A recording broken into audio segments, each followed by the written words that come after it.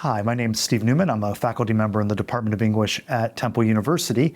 And of the many wonderful things you can study here at the Rosenbach, in addition to James Joyce and Bram Stoker and Lewis Carroll and Marion Moore and 100 other important writers, is Robert Burns. And the Rosenbach holds one of the world's great collections of Robert Burns manuscripts, personal effects, pretty much almost anything you'd want to study about Burns, you can do it here. It's certainly provided material for some of my own scholarly work, for the work of scholars around the world.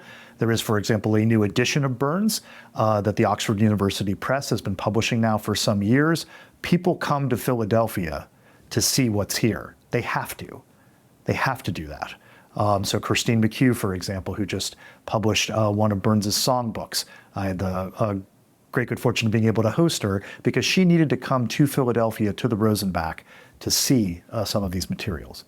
So just to give you a sense of what some of them are, so here, for example, is just in the current standard edition of the Poems and Songs, and it's great to have that here because then you can compare that to what you can find in the Finding Aid right behind me, which is also a PDF, which is online. So you can just see some of the riches here, and then you can kind of say, oh, this is what the manuscript looks like. This is what his hand looks like. This is the paper that it's on, right? The kind of thing that you really, even a very good high-res image, you're not going to quite get the same feel of the artifact. So those are some of the things, right? Also, of course, the Rosenbach has done its own exhibits on Burns, and there's some very valuable information in volumes like this. Here are the letters of Burns, in which some of them are again here. The unique copies of them are here at the Rosenbach. So these are just some of the aids that you can use in order to find your way through the manuscript holdings. I also pulled this down because I've also done research here on William Blake, the great poet and engraver and artist. And one of the things that's really fascinating about the Rosenbach is, of course, Dr. Rosenbach was the most important bookseller in the first half of the 20th century in the United States. An enormous tide of astounding texts made their way through this place, and the company archives are here. So you can get a sense of what things were being bought and sold for.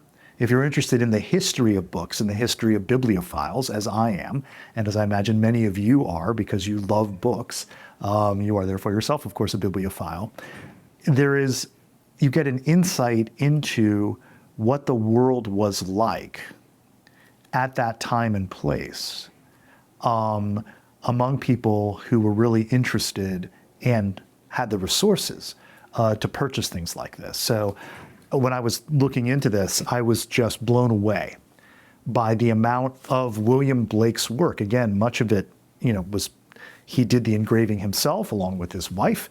Some of these objects are, of course, these are not mass-produced objects, and a lot of it came through Rosenbach's company. Some of it he kept for himself.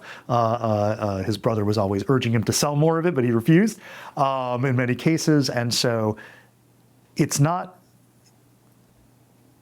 just a place where you can do research on these great authors, and also, of course, the enormous wealth of archival material, for example, on the Spanish Empire, or hugely important figures from colonial American history and the early Republic, the people we often refer to as the Founding Fathers. You can find all of that here. You can find Marion Moore here. You can find James Joyce's The Manuscript to Ulysses here. But this is also a great treasure trove of a place to think about the history of how books have been made and bought and sold.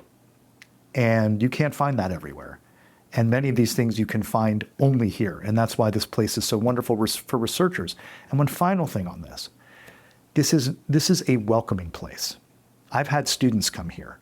You don't have to be a professor to research here. You don't have to be associated with an academic enterprise at all to come here. If you have a reason, if there's something you want to see here, this place is for you to come find it and be helped by an excellent, courteous, welcoming staff so that you can chart your own path through these materials. So it's really crucial to understand, at least for me, for people to understand, for you to understand, that the Rosenbach is a place that is open to the public. It wants people, the staff wants people to come in and make use of the amazing treasures that are here. So you don't need to be an academic. You don't need to be a professor with the tweed jacket to come in here and experience these materials in a way that you can't unless you come here.